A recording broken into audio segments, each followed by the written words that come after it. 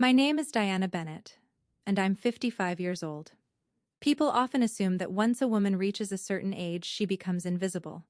They think her best years are behind her. They think confidence belongs to younger women and that elegance fades with time. Well, a few months ago, someone made that exact mistake about me, and by the end of one unforgettable evening, an entire room witnessed something that person never expected. Before I tell you what happened, if you enjoy emotional stories filled with drama, shocking twists, and satisfying endings, please subscribe to the channel and turn on notifications because stories like this remind us that kindness should never be mistaken for weakness. I've been married to my husband, Michael Bennett, for 28 years. We met later in life than most couples. I was 27 when we first crossed paths at a hospital fundraiser. Michael had recently started his own financial consulting company, and I was working with several charitable organizations. From the very beginning, we shared the same values. We believed in family, loyalty, and helping others. Over the years, we built a beautiful life together. We never had children of our own, but we never considered ourselves incomplete. Instead, we devoted much of our time and resources to helping people who needed support. Michael always joked that I had a bigger heart than common sense because I could never say no to someone in need. And honestly, I considered that a compliment. As the years passed, our hair slowly turned gray and wrinkles appeared around our eyes, but our love only grew stronger. We had survived financial struggles, health scares, and difficult seasons together. To me, Michael wasn't just my husband. He was my best friend. One Thursday evening, Michael walked into the kitchen holding a black envelope. "Diana," he said with a smile, "we've been invited to the Harrison Foundation Gala next Saturday." I immediately recognized the name. The Harrison Foundation hosted one of the most prestigious charity events in the city. Business leaders, politicians, philanthropists, and influential people attended every year. "Are you serious?" I asked. Michael nodded. "My company sponsored one of the programs this year," I smiled. "Then we should go." For some reason, I felt excited. Life had become peaceful and predictable, and the idea of dressing up and spending an elegant evening with my husband sounded wonderful. The entire week, Michael teased me because I couldn't decide what dress to wear. "You've tried on 7 dresses already," he laughed. 8, I corrected. He smiled and kissed my forehead. "You'll be the most beautiful woman there." Even after 28 years, hearing those words still made me blush. On the evening of the gala, I chose a navy blue evening gown with silver jewelry and simple makeup. I wasn't trying to compete with anyone. At 55, I no longer felt the need to prove myself.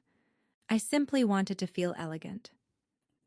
When I finally walked downstairs, Michael stared at me and smiled. "Wow!" I laughed. "What? You somehow become more beautiful every year."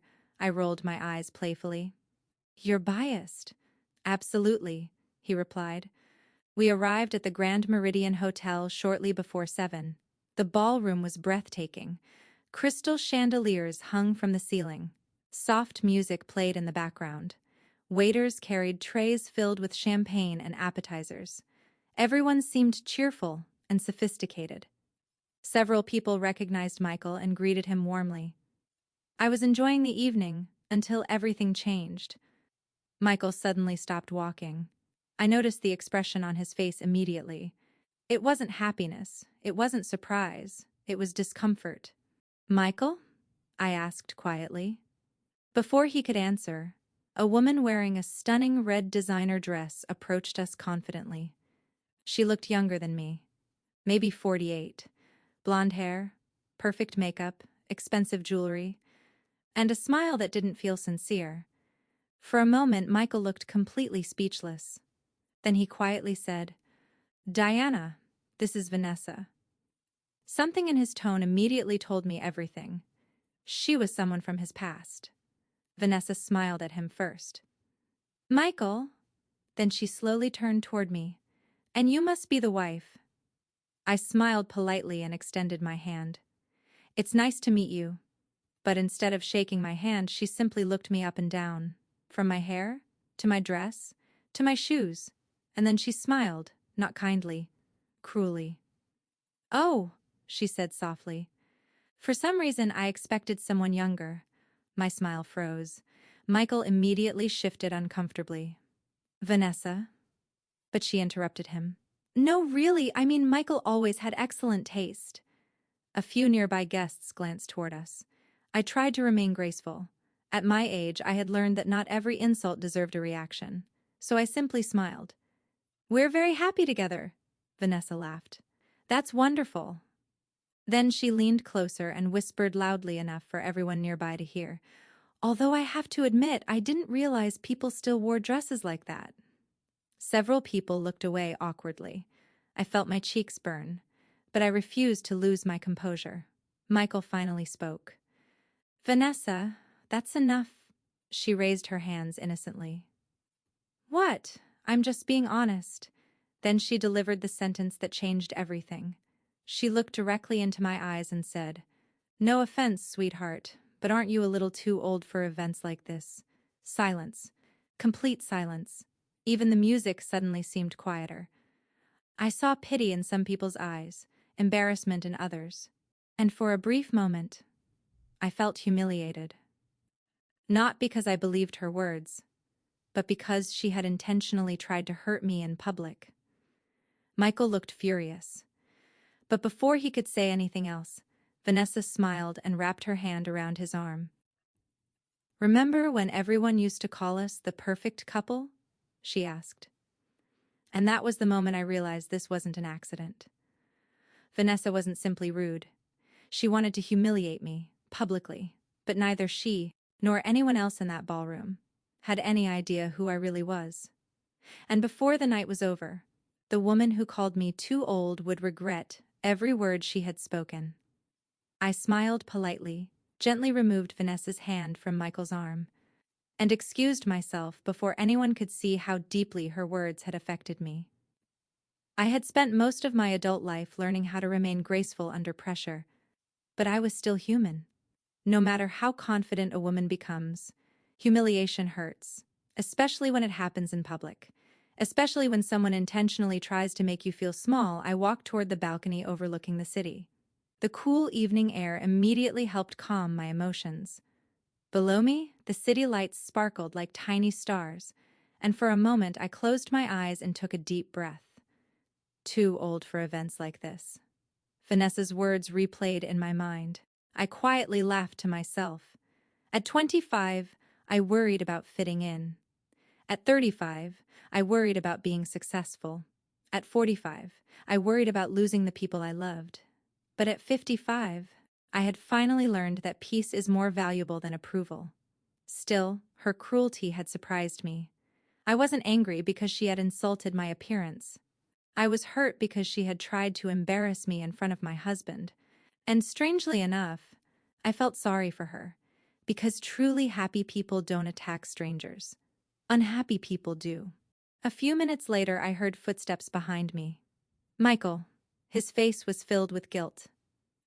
Diana, I'm so sorry. I looked at him softly. You didn't insult me, Michael, but I should have stopped her immediately. I squeezed his hand. She's your past, not your responsibility. His eyes became emotional. I haven't seen Vanessa in nearly 30 years. I nodded. I know. He shook his head. Believe me, Diana, I have absolutely no feelings for her. I smiled. I know that too, and I truly did. After 28 years of marriage, trust wasn't something we questioned. It was something we had earned. Michael wrapped his arms around me. Let's leave. But before I could answer, another voice interrupted us. Diana Bennett? I turned around. Standing behind us was an elegant gentleman in his 70s wearing a black tuxedo. For a moment, I couldn't believe my eyes. Richard Harrison? I asked. He smiled warmly. Diana, I thought that was you. Richard Harrison, founder of the Harrison Foundation, one of the most respected philanthropists in the country, but more importantly, a man I had known for nearly 20 years. He hugged me warmly. Michael smiled. Richard, it's wonderful to see you again. Richard laughed. The wonderful part is seeing Diana. This woman has spent more years helping people than anyone I know. I quickly interrupted him. Oh, stop exaggerating. But Richard shook his head. No, absolutely not. Before he could continue, Vanessa suddenly appeared again. Apparently, she had followed us. Her smile returned immediately when she saw Richard. Mr. Harrison, she exclaimed enthusiastically. Richard nodded politely. Good evening. Vanessa looked pleased with herself. I'm Vanessa Morgan. We've met briefly before. Richard smiled politely, though it was obvious he barely remembered her. Then Vanessa glanced at me and laughed. I hope Diana isn't bothering you with stories about the good old days. Richard frowned. Bothering me? Vanessa smiled. Well, some people struggle with accepting their age. I stared at her in disbelief. She simply couldn't stop. Even now. Even after humiliating me once already. Richard's expression slowly changed. The kindness in his eyes disappeared. What exactly do you mean? He asked quietly. Vanessa shrugged. I just think women should know when to step aside gracefully. Michael's face turned red with anger, but Richard raised his hand. He wanted to hear more. Vanessa continued. I mean, look at her. No offense, Diana, but women our age should accept reality. Then she laughed. Not everyone belongs among successful people. The moment those words left her mouth, Richard Harrison became completely silent. A dangerous kind of silent. He slowly looked at Vanessa, then at me, then back at Vanessa, and finally he asked, Do you know who you're speaking to? Vanessa smiled confidently. Of course, Michael's wife. Richard chuckled softly. No. He took a step forward. She happens to be one of the reasons this foundation still exists. Vanessa's smile disappeared. What? Richard looked directly into her eyes. For the last 18 years, Diana Bennett has quietly supported thousands of underprivileged students through scholarships and educational programs. Vanessa blinked. Richard continued. Many of the projects funded tonight exist because of her generosity. My face immediately turned red. I hated public attention. Richard, please. But he ignored me. No, Diana, tonight people deserve to know. Vanessa looked completely confused.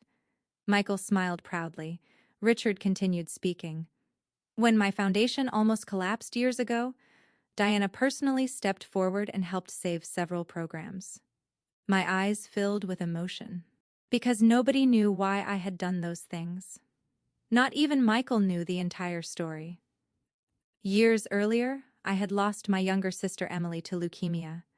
Before she passed away, Emily had told me something I never forgot. If I can't have a future, promise me you'll help someone else have one. And I had kept that promise. For nearly 2 decades. Quietly. Without publicity. Without interviews. Without seeking recognition. Vanessa looked stunned. But her pride wouldn't allow her to stop. She forced another smile. Well, that's very nice. Then she laughed awkwardly. But charity work doesn't exactly make someone important. Richard slowly removed his glasses. For the first time since I met him 20 years ago, I saw genuine disappointment in his eyes. My dear, he said quietly, importance isn't measured by youth, it's measured by character. Vanessa said nothing. For the first time that evening, she had no response.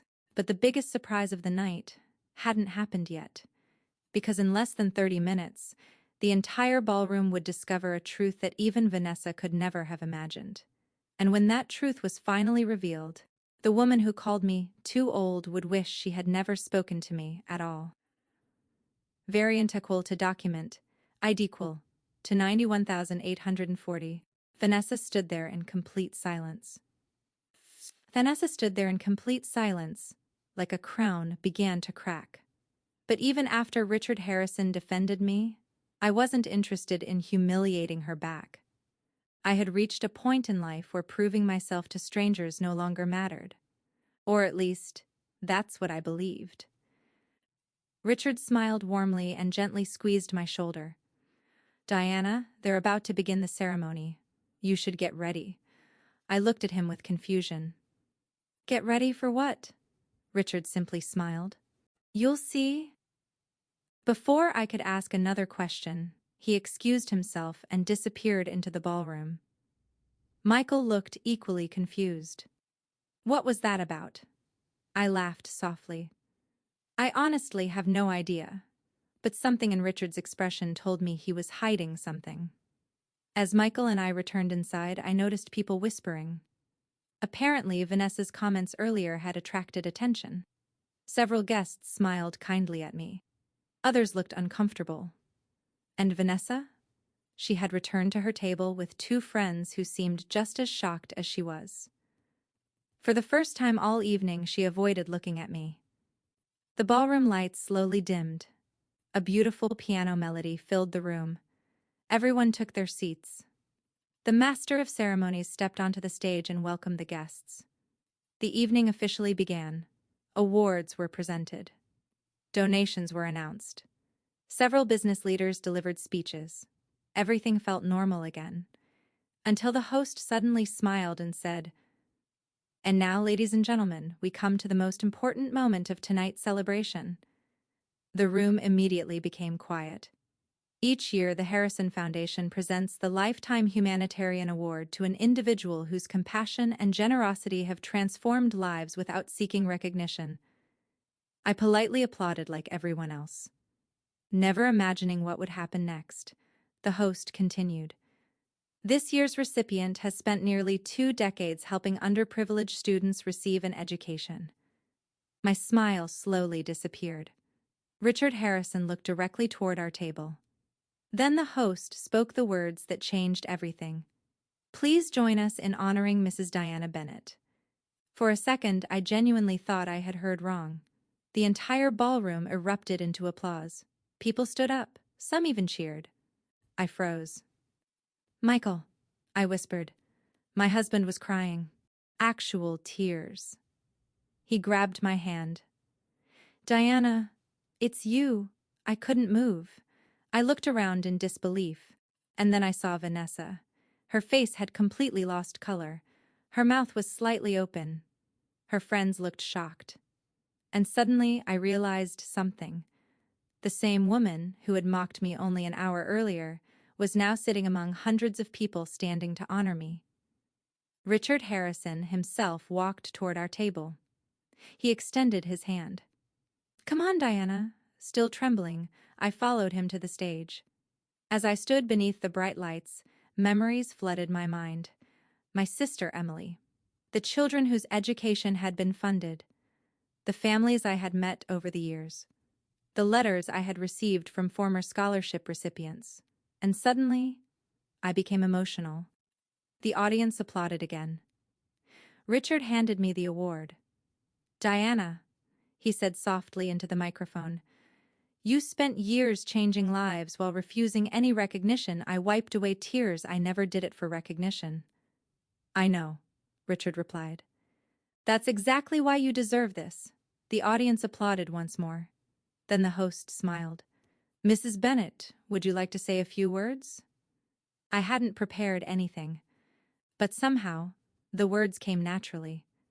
I stepped toward the microphone. The room became completely silent. I looked around slowly. Young faces, older faces, successful people, ordinary people. And finally, my eyes stopped on Vanessa. She immediately lowered her head. I smiled gently, not cruelly, not proudly, just peacefully. Then I spoke. "When I was younger, I believed beauty meant perfection." The audience listened carefully. "But life taught me something different. Beauty isn't found in youth. It isn't found in expensive clothes. It isn't found in popularity." I paused. "Real beauty is kindness. Real beauty is loyalty. Real beauty is the ability to lift others up instead of tearing them down." The audience applauded. I continued. "Growing older isn't a tragedy. It's a privilege. Every wrinkle tells a story. Every gray hair represents a lesson, and every difficult experience teaches us who we truly are." Several people stood again. I noticed tears in the eyes of many women in the audience. Then I said the words that would remain with me forever. Never allow anyone to make you feel small because of your age, because character will always outshine appearance. The ballroom exploded with applause. People rose to their feet. Some guests even wiped away tears, and at that moment, something unexpected happened. Vanessa slowly stood up too.